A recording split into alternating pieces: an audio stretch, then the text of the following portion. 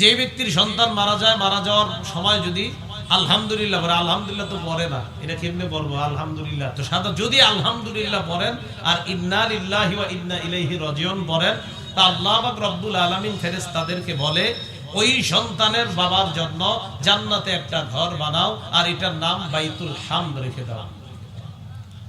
আল্লাহ আমাদের মা বোন যারা আছে তাদেরকে বিশেষ করে সন্তান জন্মের সময় যদি মারা যায় তারা যেন ধৈর্য ধারণ করতে পারে, আল্লাহ তৌফিক দান করেন। আবু হাসান রহমতুল্লাহি আলাইহি আবু হুরায়রা রাদিয়াল্লাহু তাআলা আনহুর কাছে আসছে। মুসলিম শরীফের 6595 নম্বর হাদিসের বর্ণনা। তবে আবু হুরায়রা রাদিয়াল্লাহু তাআলা আনহুর কাছে আসার পর বললেন, ইন্নাহু কদ মাতালি ইবনান, আমার দুইজন সন্তান মারা গেছে। আবু হুরায়রা রাদিয়াল্লাহু তাআলা আনহুকে বললেন, ফামা আনতা মুহাদ্দিসি আর রাসূলিল্লাহি সাল্লাল্লাহু আলাইহি ওয়াসাল্লাম বিহাদিসিন তুতাইয়িবু বিহি আনফুসানা আন মাউতানা। আবু হুরায়রাকে বললেন, এমন একটা হাদিস আল্লাহর নবীর থেকে আমাদেরকে শোনায়া দেন যে হাদিসের মাধ্যমে আমরা নিজেদেরকে সান্ত্বনা দিতে পারি। আবু হুরায়রা বললেন, হ্যাঁ এমন হাদিস আছে যে হাদিস শোনানোর পর তুমি সান্ত্বনা পাইবা। আমার দুইজন সন্তান মারা গেছে, এমন একটা হাদিস শোনান যে হাদিস শোনার পর আমি সান্ত্বনা গ্রহণ করতে পারি, এমন একটা হাদিস আপনার কাছে জানতে চাই, আসেনি এমন কোন হাদিস? আবু হুরায়রা রাদিয়াল্লাহু তাআলা আনহু বলেন, সিগারুহুম দাআমিসুল জান্নাহ, শৈশবে যাদের সন্তানগুলা মারা যায়, বাচ্চা অবস্থায় যাদের সন্তানগুলা মারা যায়, ওই সন্তানগুলা জান্নাতের প্রজাপতি হয়ে যায়, জান্নাতের প্রজাপতি। সিগারুহুম দাআমিসুল জান্নাহ, তাদের ছোট সন্তানগুলা জান্নাতের প্রজাপতি হয়ে যায়। আর কি করে? নবীজি বলেছেন, তাদের বাবা যখন মারা যায়, মা যখন মারা যায়, ওই সন্তান বাবা মার সাথে সাক্ষাৎ করার পর ফায়াখুযু বিসাওবিহি আও বিয়াদিহি, সন্তান বাবার কাপড় ধরে অথবা হাত ধরে, কামা আখুযু আনা বিসনিফাতি সাওবিকা হাযা, এদি আসুন তো, এই দেখেন ওনার কাপড়ের কিনারায় ধরলাম আমি। আবু হুরায়রা এইভাবে কাপড়ের কিনারা ধরছে, এটা তো হবে না, এটা এভাবে ধরছে, ধরে বললেন, এই যে দেখো এইভাবে আমি তোমার কাপড়ের কিনারা যেমন ধরলাম, ওই ছেলে তার বাবা মায়ের কাপড়ের কিনারা এইভাবে ধরবে। ধরার পর ওই সন্তান তার বাবা মায়ের কাপড় ধরে ধরে এক পর্যায়ে আল্লাহ পাক রব্বুল আলামিন ইউদখিলুহুল্লাহু ওয়া আবাহুল জান্নাত, তাকে আর তার বাবা মাকে জান্নাতে প্রবেশ করায়া দিবেন। আবু হুরায়রা বলেন, আমি তোমার কাপড়ের কিনারা যেমন ধরলাম, এইভাবে সন্তান তার বাবার কাপড়, মায়ের কাপড় এইভাবে ধরে টানতে টানতে জান্নাতে নিয়ে যাবে। কারো সন্তান পেটে 8 মাস 9 মাসে মারা গেছে, রাসূলুল্লাহ সাল্লাল্লাহু আলাইহি ওয়াসাল্লাম বলেন, ইয়াজুরু উম্মাহু বিসাররিহি ইলাল জান্নাহ, এই সন্তান তার নাভি দিয়ে মাকে পেঁচিয়ে জান্নাতে নিয়ে যাবে। তো সন্তান মারা যাওয়ার সময় ধৈর্য ধারণ করা, সন্তান মারা যাওয়ার সময় কি করা? ধৈর্য ধারণ করা। রাসূলুল্লাহ সাল্লাল্লাহু আলাইহি সাল্লামের কাছে এক মহিলা আসছে, মুসলিম শরীফের 6596 নম্বর হাদিসের বর্ণনা। মোট হাদিস সংখ্যা হবে 7453টা তাকরার সহ। এক মহিলা রাসূলুল্লাহ সাল্লাল্লাহু আলাইহি সাল্লামের কাছে আসছে, আবু হুরায়রা রাদিয়াল্লাহু তাআলা আনহু বর্ণনা, আতাত ইমরাতুন নবী সাল্লাল্লাহু আলাইহি ওয়াসাল্লাম, এক নারী আল্লাহ রাসূলের কাছে আসছে, বিসবিগিন লাহা, একটা বাচ্চা নিয়ে, ছেলে নিয়ে আসছে নবীজির কাছে। নবীজির কাছে আনার পর আল্লাহ নবীকে বললেন, ইয়া নবী আল্লাহ উদুল্লাহ লাহু, হুজুর আমার এই সন্তানটার জন্য দোয়া করেন। নবীজি কয়, কেন? এই নারী কয়, ইয়া রাসূলুল্লাহ লাকাদ দাফানতু সালাসাতান, ওর আগে 3 জনরে আমি কবর দিছি, হুজুর এটা যাতে না মরে একটু দোয়া করেন। ওর আগে 3 জনরে দাফন করছি হুজুর, এইটা যাতে একটু ভালো থাকে, আপনি একটু দোয়া করে দেন। লাকাদ দাফানতু সালাসা, হুজুর 3 জনরে দাফন করছি। নবীজি কয়, দাফনতি সালাসা, 3 জনরে দাফন করছো? জি হুজুর 3 জন দাফন করছি। আল্লাহ নবী কয়, তুমি 3 জনকে দাফন করেছো? কয় হ্যাঁ। কয় ইহতাজারতি বিহিজারিন শাদীদিন বিনান নার, তুমি জাহান্নাম থেকে মজবুত শক্ত একটা প্রাচীর তৈরি করে ফেলেছো। তুমি জাহান্নাম থেকে একটা প্রাচীর তৈরি করে ফেলেছো, মজবুত প্রাচীর তুমি তৈরি করে ফেলেছো। তোমার চিন্তার কোনো কারণ নাই, তুমি তো মজবুত প্রাচীর তৈরি করে ফেলেছো। তাহলে হাদিসের মাধ্যমে বুঝতে পারলাম যে রাসূলুল্লাহ সাল্লাল্লাহু আলাইহি সাল্লাম এই নারীকে বললেন, 3 সন্তান দাফন করছো, মজবুত প্রাচীর তুমি তৈরি করে ফেলেছো।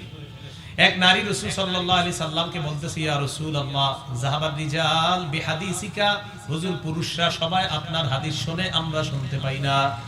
হুজুর আপনি শুধু পুরুষ সাহাবীদেরকে হাদিস শোনান, আমগরে হাদিস শোনান না। নবীজি বললেন, কি করতে পারি বলো? কাফাজা আল্লানা মিন নাফসিকা ইয়াউমা নাতিকা ফিহি, আমাদের জন্য স্পেশাল একটা দিন আপনি ধার্য করেন, যেই দিন শুধু আপনি আমাদেরকে ওয়াজ করবেন, পুরুষদেরকে ওয়াজ করবেন না। এক নারী বললেন, হুজুর পুরুষরা শুধু আপনার ওয়াজ শুনে, আমরা শুনি না।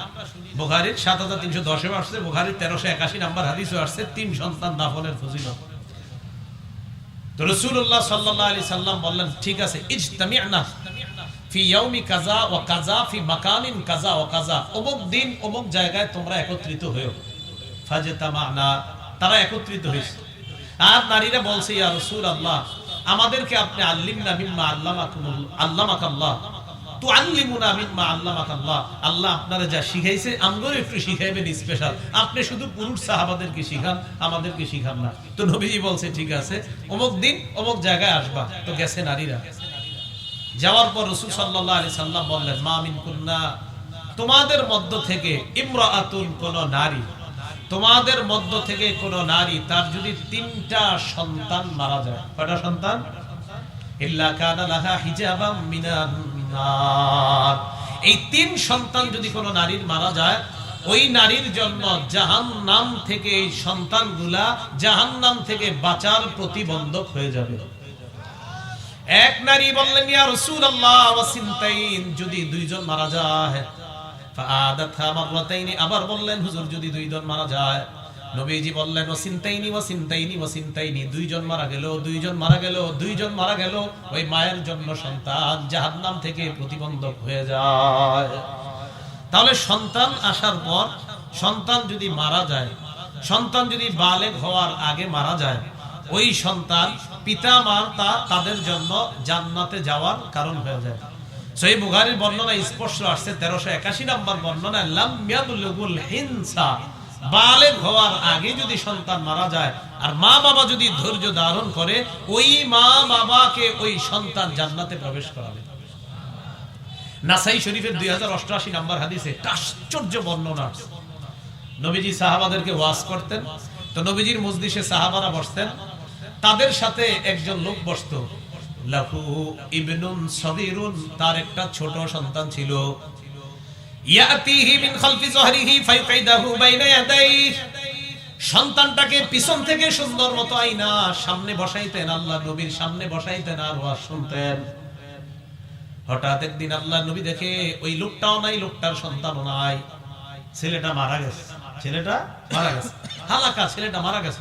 ফামতাআনা রাজুল আইয়াহদুরাল হালকাতা লিযিকরি ইবনিহি, সন্তানের বিয়োগ ব্যথায় সন্তানকে মনে করে নবীজির মজলিসে আর আসতেছে না। একদিন নবীজি বললেন, ওই লোকটা কোথায়, যে তার ছেলে নিয়ে আমার সামনে বসে, তাকে দেখছি না কেন? সাহাবারা বললেন, ইয়া রাসূলুল্লাহ তার সন্তান মারা গেছে। নবীজি তার কাছে গেলেন, যাওয়ার পর আজ্জা আলাইহি, সন্তানের ব্যাপারে তাকে সান্ত্বনা দিলেন আর বললেন, তুমি কি চাও আম তামাত্তা বিহি উমরাকা, এই সন্তানের মাধ্যমে তোমার জীবনের উপভোগ তুমি করতে চাও, নাকি তুমি চাও আওলা তাতি গাদান ইলা বাবিন মিন আবওয়াবিল জান্নাহ, জান্নাতের কোন একটা দরজায় তুমি আসবা, আসার পর ইল্লা ওয়াজাদতাহু, সন্তানকে ওই দরজার মধ্যে পাইলা, ফায়াফতাহু লাক, আর দেখলা তোমার ওই সন্তান তোমার জন্য জান্নাতের দরজা খুলে দেয়। তুমি কোনটা চাও? সন্তানের মাধ্যমে দুনিয়াতে কামাই রোজগার করে তোমারে খাওয়াবে, এটাতে তুমি বেশি পছন্দ করো, নাকি তুমি জান্নাতের দরজায় গিয়ে তোমার ওই সন্তানটাকে পাইলা যাকে তুমি হারিয়ে ফেললা, আর দেখলা সে তোমার জন্য জান্নাতের দরজা খুলে রাখছে? ওই সাহাবী বললেন, হুজুর আমার কাছে এটাই পছন্দ, যে আমি জান্নাতের দরজায় যাব আর দেখবো আমার ছেলেটা জান্নাতের দরজা খুলে আমাকে জান্নাতে প্রবেশ করে। সন্তান মারা গেলে ছোটবেলায় মাকে একটু সান্ত্বনা দিবেন। হাদিসে আসছে, ইনিহতাসাবাত ওয়া সাবারাত, হাদিসে মুয়ান্নাস আসছে, এর মানে হলো সাধারণত মা বেশি কষ্ট পায়, তাই নবী বলছে যদি মা ধৈর্য ধারণ করে আর যদি মা সওয়াবের আশা করে, আল্লাহ বাবা মা উভয়কে সন্তান যদি শৈশবে মারা যায় ধৈর্য ধারণ করার তৌফিক দান করে। সন্তান বেঁচে গেলে কি করব? সন্তান যখন বেঁচে যাবে, মানে বেঁচে যাওয়া মানে সন্তান জন্মের পর থেকে তার জন্য করণীয় 12টা করণীয়। বলেন কয়টা? সবাই বলেন কয়টা করণীয়? 12টা।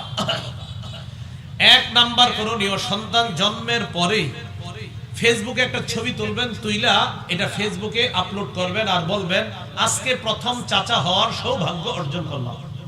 এটা হলো প্রথম অধিকার। আর বলবেন আজকে প্রথম ভাগ্নির মামা হওয়ার স্বাদ উপভোগ করলাম, বন্ধুদের সাথে শেয়ার করলাম। এটা হলো সন্তানের প্রথম হক দুনিয়াতে আসার পর। এটাই তো হচ্ছে, এই হকই তো আদায় করতেছেন সবাই। সন্তান দুনিয়াতে আসার পরেই হক সবাই আদায় করতেছে। এটা কি সত্য না মিথ্যা? সন্তান দুনিয়াতে আসার পর প্রথমে তার কানে আজান দেওয়া। বলেন কি দেওয়া?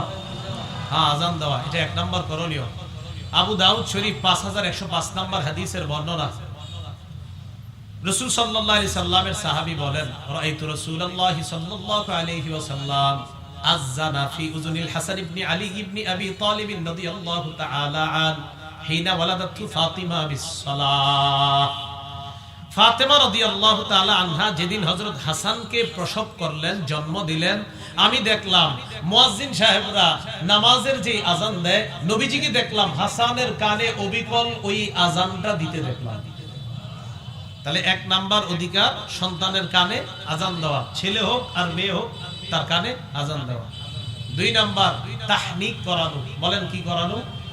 তাহনিক বলা হয় কোন আল্লাহওয়ালার কাছে নিয়ে যাবেন, নিয়ে যাওয়ার পর ওই আল্লাহওয়ালা খেজুর চাবাবে, চাবানোর পর ওই সন্তানের মুখে একটু থুতু দিবে, থুতু দেওয়ার পর সামান্য খেজুর মুখের ভিতরে তালুর মধ্যে লাগায় দিবে।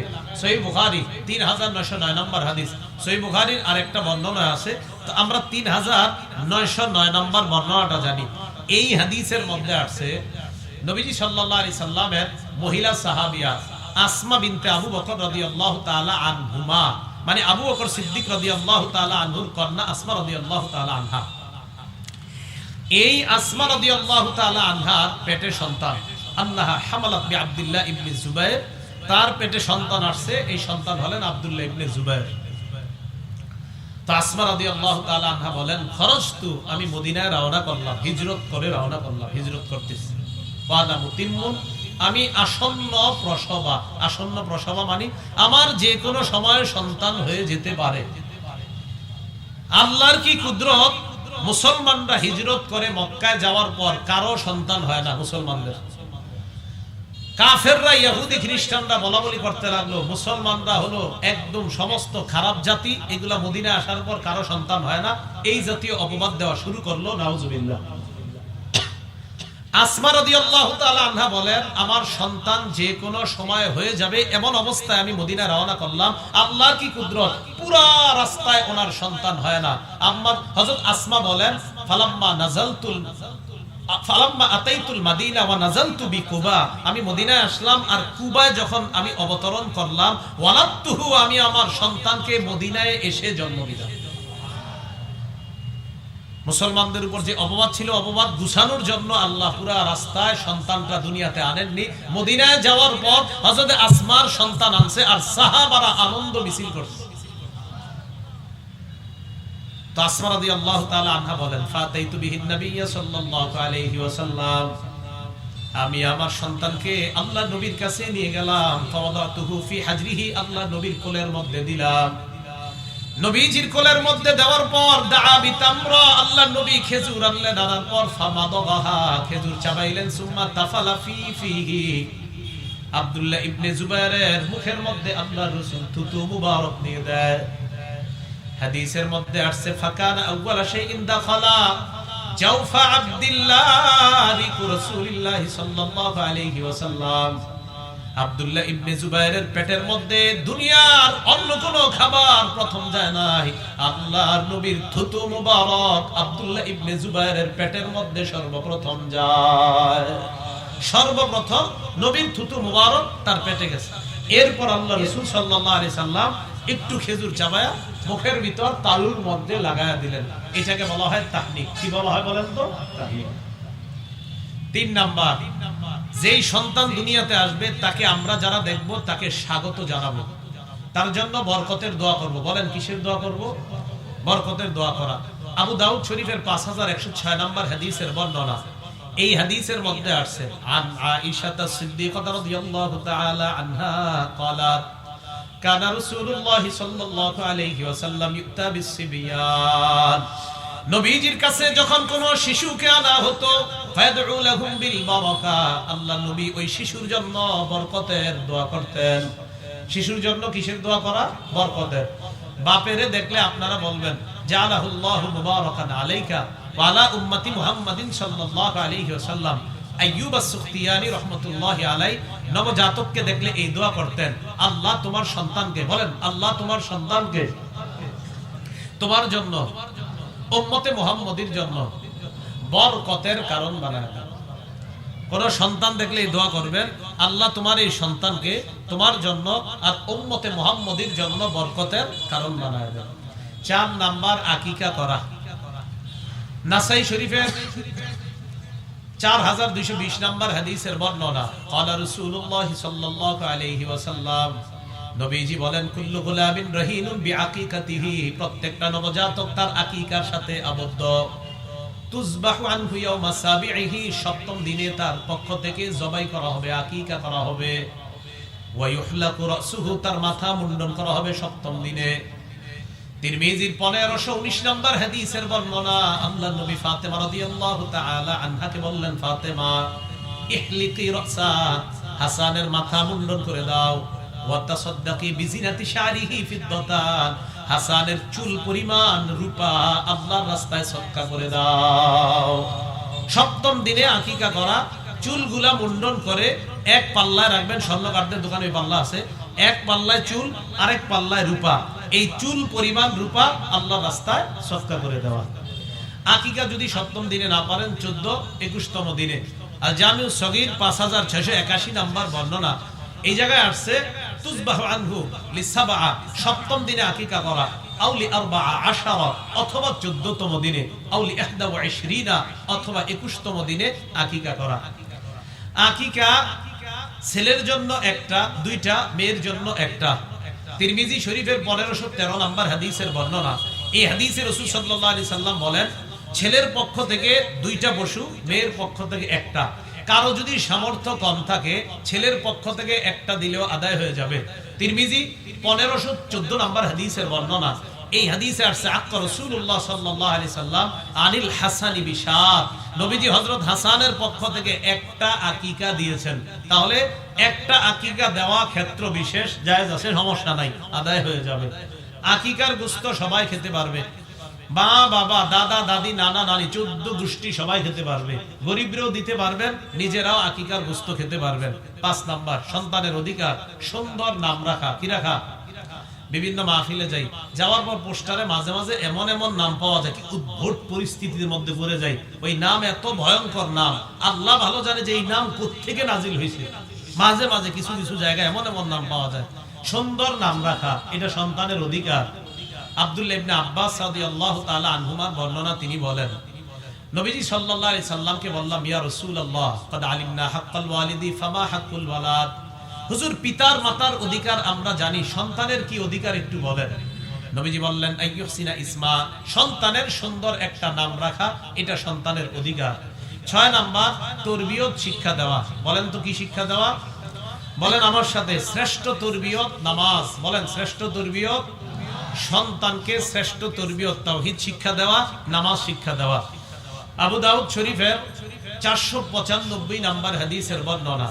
قال رسول الله صلى الله عليه وسلم, নবীজি বলেন, মুরু আওলাদাকুম বিসসালাহ ওয়া হুম আবনাউ 7 সিনিন, সন্তানের বয়স যখন 7 হবে সন্তানকে তখন নামাজের আদেশ দাও।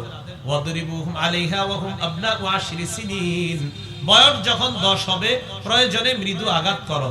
ওয়াফাররিকু বাইনাহুম ফিল মাদাজি, সন্তানের বিছানা আলাদা করে দাও। আবু দাউদের 4018 নম্বর হাদিসে আসছে, লা ইউজির রাজুলু ইলা রাজুলি ফি সাওমিন ওয়াহিদ, এক কাঁথা এক কম্বল এক লেপের নিচে দুই পুরুষ ঘুমাবে না। ওয়ালা তুফজিল মারআতু ইলাল মারআতি ফি সাওমিন ওয়াহিদ, এক কাঁথা এক কম্বল এক লেপের নিচে দুই নারী ঘুমাবে না। আপনার ছেলে মেয়েকে তো এক কাঁথা কম্বলের নিচে রাখবেনই না, দুই ছেলেকেও এক কাঁথা কম্বলের নিচে রাখবেন না, দুই মেয়েকেও এক কাঁথা কম্বলের নিচে রাখবেন না। সামর্থ্য আছে তো খাট আলাদা করেন, সামর্থ্য নাই এক খাটের মধ্যে মাঝে কুলবালিশ, দুই পাশে দুইজনকে আলাদা লেপ কাঁথা কম্বলের ব্যবস্থা করে দেন। ফাররিকু বাইনাহুম ফিল মাদাজি, বিছানা আলাদা করে দাও। 7 নাম্বার, সুশিক্ষায় শিক্ষিত করা। বলেন কি শিক্ষায়? শ্রেষ্ঠ সুশিক্ষায় সন্তানকে শিক্ষিত করার শ্রেষ্ঠ শিক্ষা কোরআনের শিক্ষা। বলেন কিসের শিক্ষা? কোরআনের শিক্ষা। সন্তানকে সুশিক্ষায় যে শিক্ষিত করবেন, এই সুশিক্ষায় শিক্ষিত করার শ্রেষ্ঠ শিক্ষাটার নামই কোরআনের শিক্ষা। আর কোরআনের শিক্ষা একাডেমিক ভাবে সবচেয়ে শ্রেষ্ঠ যে জায়গার মধ্যে শিক্ষা দেওয়া হয় এটা হলো মাদ্রাসা। কোথায়? মাদ্রাসা।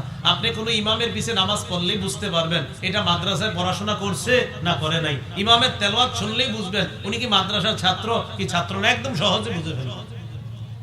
তাহলে সুশিক্ষায় শিক্ষিত করা, এর মধ্যে শ্রেষ্ঠ শিক্ষা কোরআনের শিক্ষা। সন্তানকে যা বানান প্রথম কোরআনের শিক্ষা দেন। সহিহ বুখারীর 5017 নম্বর হাদিসের বর্ণনা। ক্বালা রাসূলুল্লাহ সাল্লাল্লাহু আলাইহি ওয়াসাল্লাম, নবীজি বলেন, খায়রুকুম মান তাআল্লামাল কুরআনা ওয়া আল্লামা, তোমাদের মধ্যে সর্বোত্তম ওই ব্যক্তি যে কোরআন শিখে অন্যকে শিখায়। সর্বোত্তম ওই ব্যক্তি যে কোরআন শিখে অন্যকে শিখায়। এই যে মাদ্রাসায় বালক বালিকা, এটা মাদ্রাসা। বলেন তো এই মাদ্রাসায় উস্তাদ আর ছাত্র আর ছাত্রী শিক্ষিকা যারা আছে, একদল কোরআন শিখায় আর একদল কোরআন শিখতেছে। নবীজি তাদেরকে দুনিয়ার সর্বোত্তম বলে ঘোষণা করেছে। তাহলে মাদ্রাসা শিক্ষার দরকার আছে কিনা? 8 নাম্বার, দুনিয়াতে থাকতে যদি সন্তানকে সম্পদ দিতে চান তাহলে সব সন্তানকে সমানভাবে সম্পদ দেওয়া, এটা হলো সন্তানের অধিকার। আপনি মারা যাওয়ার পর মিরাসের মাসালা আসবে, জীবদ্দশায় মিরাসের মাসালা আসে না। আপনি মারা যাবেন তারপর মিরাসের মাসালা। আপনি জীবিত থাকতে যদি সম্পদ দিতে চান তাহলে সব সন্তানকে সমানভাবে সম্পদ দেওয়া। যদি কম বেশি দিতে চান ফতুয়া বিভাগ থেকে ফতুয়া নিবেন, কেন আপনি একজনকে বেশি দিবেন আর কেন কম নিবেন। ওলামায়ে কেরাম শুনবে, শোনার পর ওনারা যদি দেখে হ্যাঁ এই কারণে একজনকে কম একজনকে বেশি দেওয়া যাবে, ওনারা যদি ফতুয়া বিভাগ থেকে ফতুয়া দিয়ে দেয় তাহলে আপনি দিবেন, অন্যথায় সমানভাবে সম্পদ দেওয়া। মুসলিম শরীফের 1623 নম্বর হাদিসের বর্ণনা। নবীজির একজন সাহাবী নাম নুমান, আব্বার নাম বশির। মানে সাহাবীর নাম নুমান, সাহাবীর আব্বাও সাহাবী, ওনার নাম হলো বশির রাদিয়াল্লাহু তাআলা। তো এই বশির রাদিয়াল্লাহু তাআলা নুমান রাদিয়াল্লাহু তাআলা আনহুরে নিয়ে গেছে নবীজির কাছে। নবীজির কাছে নিয়ে বললেন, ইয়া রাসূলুল্লাহ ইশহাদ আন্নী নাহালতুন নুমান কাজা ওয়া কাজা। হুজুর আমি নুমানকে ওই সম্পদটা দিয়েছি, আপনি সাক্ষী থাকেন। নবীজি বললেন, আনাহালতান ইসলামা নাহালতান নুমান, তুমি নুমানকে যেই সম্পদ দিয়েছো অন্য সন্তানদেরকে এমন সম্পদ দিয়েছো কিনা? সাহাবী বশির জবাব দিলেন, লা ইয়া রাসূলুল্লাহ, না হুজুর সব সন্তানকে আমি সমানভাবে দেই নাই, নুমানকে একটু বেশি দিছি। নবীজি বললেন, ইশহাদ আলা হাদা গায়রি, তাহলে সাক্ষী আমি ছাড়া অন্য কাউরে বানাও। সাক্ষী আমি ছাড়া অন্য কাউরে বানাও, আমারে বানাও না। আয়া সুররুকা আইয়াকুনু ইলাইকা সাওয়াআন ফিল বিররি, তুমি কি চাও তোমার সব সন্তান তোমার উপর সুন্দর আচরণ করুক, সমানভাবে আচরণটা তুমি কি চাও? তুমি কি চাও সব সন্তানরা তোমার প্রতি সমানভাবে সদ আচরণ করুক? জি হুজুর এটা চাই। আল্লাহ নবী বললেন, সমানভাবে সদ আচরণ চাও তাহলে সম্পদ কেন সমান দিবা না? তুমি চাইতেছো সবাই তোমার প্রতি সুন্দর আচরণ করুক, তো সম্পদ কম দিবা কেন? তাহলে মাসালাটা মনে রাখবেন, কম বেশি করতে হলে ফতুয়া বিভাগ থেকে ফতুয়া আনবেন। জীবদ্দশায় যদি সম্পদ দিতে চান এত মাসালা, আর মরার পরে তো আর প্রয়োজনই নেই, আপনার বিরাজ পাবে, ছেলে যা পাবে মেয়ে অর্ধেক পাবে, সোজা হিসাব। 9 নাম্বার, সন্তান বালেগ হলে বিয়ে করায়া দেওয়া, বালেগা হলে বিয়ে দিয়ে দেওয়া। সন্তান ছেলে বালেগ হলে বিয়ে করায়া দেওয়া, মেয়ে বালেগা হলে বিয়ে দিয়ে দেওয়া।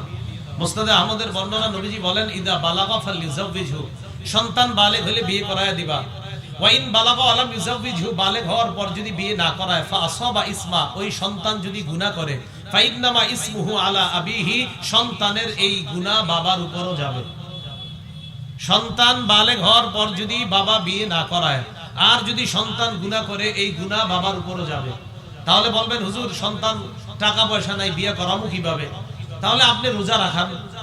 টাকা পয়সা আছে তো বিয়ে করান, টাকা পয়সা নাই তো রোজা রাখান। গুনাহের কোনো অপশন নাই। বলেন সবাই, টাকা থাকলে কি বিয়ে, টাকা থাকলে না থাকলে রোজা, গুনাহের অপশন নাই। গুনাহের অপশন মানে ওই যে আপনি 35,000 টাকার মোবাইল কিনা দিচ্ছেন, এটাই গুনাহের অপশন। তো এটা দিচ্ছেন, আর কিছু টাকা মিলেইলি তো মেয়ের মোহরানা দিয়া মোটামুটি সুন্দর অনুষ্ঠান করে বিয়ে হয়ে যেত। এত একটা মোবাইল দিলেন, এই 35, 30,000, 40,000 টাকা যাবে। মোহর তো 30,000ও লাগে না, এত লাগে না মোহর। মোটামুটি মানের একটা মোহর দিয়ে তো আপনি বিয়ে করাই দিতে পারতেন, কিন্তু আপনি কি করলেন? এটা না করে মাশাআল্লাহ গুনাহের একটা অপশন হাতে দিয়ে দিবেন। মা তো মনে রাখবেন, এটা হলো গুনাহ, এটা হলো বালেগ হওয়ার পর বিয়ে করার নাই। তাহলে এই বালেগ হইছে, টাকা আছে, বিয়ে করায়া দেন। টাকা নাই, রোজা রাখান। ওই মাঝের গুনাহের অপশন নাই যে গুনাহ করবে আর আপনি বেঁচে যাবেন না। সন্তানের টাকা আছে, বিয়ে করান। টাকা নাই, রোজা রাখান। গুনাহ করবে, আপনার উপর আসবে গুনাহ। আল্লাহ বুঝার তৌফিক দান করেন। 10 নাম্বার, বিয়ের ক্ষেত্রে ছেলে মেয়ে যারা, তাদেরও মতামতটা নিতে হবে। অনেকে বিয়ে ঠিক করে আসছে, আসার পর মেয়ের আম্মারে কয় তোমার মেয়ের আগামী শুক্রবার রেডি করে রাখো, শুক্রবার জুমার নামাজের পরে বিয়ে। মানে কি? কোনো কোয়া নাই, বলা নাই, আপনি মেয়ের বিয়ে ঠিক করে ফেলছেন। আচ্ছা, মেয়ে একটা দেখে আসছে, আসার পর মেয়ের দেখছে কে? ছেলের মা দেখছে, বোন দেখছে। বাপে কয় তোদের পছন্দ হয়েছে? হ্যাঁ হয়েছে। ছেলের কয় আগামী বৃহস্পতিবারে রেডি থাকো, রাত্রে তোমার এনে মার্কেটে যাবো, শুক্রবারে তোমার বিয়ে। ছেলে কয় মানে কি? আমি তো মেয়েই দেখলাম না, বিয়ে মানি? বিয়ে করবে কে? যাদেরকে পাঠাইছেন তারা না ছেলে? আরে বলে না, তারা না ছেলে? এখন ছেলের বাপ গিয়ে মেয়েরে দেখে। বিয়ের আগে ছেলের বাবা মেয়েকে দেখা হারাম? বলেন, বিয়ের আগে ছেলের বাবা মেয়েকে দেখা কি হারাম? দেখে বাপে, দেখবো ছেলে দেখে বাপে। বিয়ে কি আপনি আব্বা করবে? তো উনি দেখে কেন মেয়ে? মুসনাদে আহমদের বর্ণনা, এক মেয়ে রাসূল সাল্লাল্লাহু আলাইহি সাল্লামের বিবি আম্মাজান আয়েশা সিদ্দিকার কাছে আসলেন। আসার পর বললেন, আম্মাজান ইন্না আবি যাওয়াজানি মিন ইবনি আখি। আম্মাজান আয়েশা সিদ্দিকাকে বললেন, আম্মাজান, আমার আব্বা আমার চাচাতো ভাইয়ের সাথে আমাকে জোর করে বিয়ে দিয়ে দিয়েছে। ওয়া আনা কারিহা, এই বিয়েতে আমার মত ছিল না। আব্বা আমারে চাচাতো ভাইয়ের সাথে বিয়ে দিয়ে দিয়েছে, আমি এই বিয়েতে মত ছিল না আমার। আম্মা জান আয়েশা সিদ্দিকা বললেন, ইজলিসি হাত্তা ইয়াতি রাসূলুল্লাহ সাল্লাল্লাহু আলাইহি ওয়াসাল্লাম, অপেক্ষা করো আল্লাহর রাসূল আসা পর্যন্ত, নবীজি আসবে, এরপর তোমাকে আমি মাসালা দিব। দেখছেননি মাসালা দেওয়ার ক্ষেত্রে কত সতর্কতা অবলম্বন করতে আম্মা জান।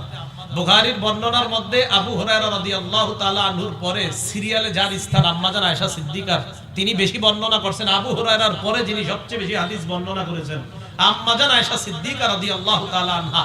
তিনি বলছেন, অপেক্ষা করো, নবী আসলে মাসালা দিব। আর ইদানিং কালে আপনারা আমারে 100 মাসালা জিগান, আমি দেখি 100ই জবাব দিয়ে দিচ্ছি। কোন মাসালায় বলি না আমার জানা নাই, আমার সব জানা আছে। সুবহানাল্লাহ, এই যুগে এত বড় বড় ব্যক্তিত্ব বের হয়ে যাচ্ছে। আল্লাহু আকবার। ইমাম মালিক 48টা মাসালায় বলতেছে জানি না, জানি না, জানি না, জানি না। কম বেশি আরো অনেক মাসালা কয় জানি না, জানি না। অনেক দূর থেকে একজন আসছে, আসার পর কয় হযরত এই মাসালাটা ইমাম মালিক কয় আমার জানা নাই। একজনে কয় হযরত হাযা শাইউন খাফিফ, উসুলুল ইফতাহ হলেন তাকি উসমানী সাহেবের লেখা, হাযা শাইউন খাফিফ। হযরত এটা তো একটা সহজ বিষয়। ইমাম মালিক বললেন লাইসা ফিল ইলমি শাইউন খাফিফ, ইলমের মধ্যে সহজ বলতে কিছু নাই। এই কথা কেন বললা? রাগ হয়ে গেলেন। আর এখন আপনারা অপেক্ষায় থাকেন যে যা বলবেন সব বলে ফেলবো, সব বলে ফেলবো। তখন আপনারা বলবেন বাহ, পুরা বিশ্বের শ্রেষ্ঠ আলেম আরিফ বিন হাবিব। কি আজীব দুনিয়াতে আসলাম। আম্মা জান আয়েশা সিদ্দিকা রাদিয়াল্লাহু তাআলা আনহা এত হাদিস যিনি বর্ণনা করলেন, তিনি কয় অপেক্ষা করো, নবীজি আসবে, তারপর মাসালা। নবীজি সাল্লাল্লাহু আলাইহি সাল্লাম আসলেন। আসার পর রাসূল সাল্লাল্লাহু আলাইহি সাল্লামকে জানানো হলো, হুজুর এই মেয়েটাকে তার আব্বা তার চাচাতো ভাইয়ের সাথে বিয়ে দিয়ে দিয়েছে, তার এই বিয়েতে মত ছিল না।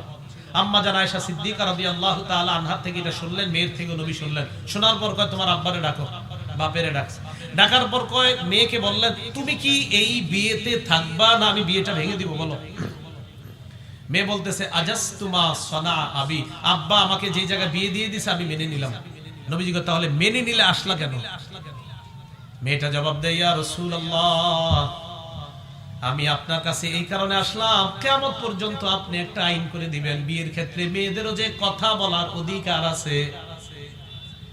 বিয়ের ক্ষেত্রে একটা মেয়ের যে কথা বলার অধিকার আছে, একটা মতামত ব্যক্ত করার অধিকার আছে, কিয়ামত পর্যন্ত যেন মেয়েদের এই অধিকার প্রতিষ্ঠিত হয়ে যায়, এই কারণে আমি আপনার কাছে আসলাম। আপনি মেয়েদের এই অধিকারটা প্রতিষ্ঠিত করার জন্য আপনার কাছে আসলাম। 11 নাম্বার, সন্তানের ভরণ পোষণের দায়িত্ব পিতা। আবু দাউদের 1532 নম্বর হাদিসের বর্ণনা, কাফা বিল মারই ইসমান আইয়ুদাইয়া মা ইয়াকুল। সন্তানের ভরণ পোষণ পিতামাতা না দিয়ে ক্যারাম বোর্ড আর জুয়া টাস খেলায় 2 টাকা নষ্ট করে, নবী কয় এই পিতা অপরাধী হওয়ার জন্য এতটুকুই যথেষ্ট। সন্তানের ভরণ পোষণ না দিয়ে সে কি করলো? খারাপ জায়গায় টাকা নষ্ট করলো। এটা 11 নাম্বার, সন্তানের ভরণ পোষণের দায়িত্ব আপনার। 12 নাম্বার, সন্তানের বিরুদ্ধে বদদোয়া না করা। আবু দাউদের বর্ণনা এটা 1592 পরে অনেকগুলো হাদিসে আসছে আবু দাউদে। রাসূল সাল্লাল্লাহু আলাইহি সাল্লাম বলেন, লা তাদউ আলা আনফুসিকুম, নিজের বিরুদ্ধে বদদোয়া করো না, ওয়ালা আলা আওলাদিকুম, সন্তানের বিরুদ্ধে বদদোয়া করো না, ওয়ালা আলা আমওয়ালিকুম, সম্পদের বিরুদ্ধে বদদোয়া করো না, ওয়ালা আলা খাদামিকুম, চাকর চাকরানীদের বিরুদ্ধে বদদোয়া করো না।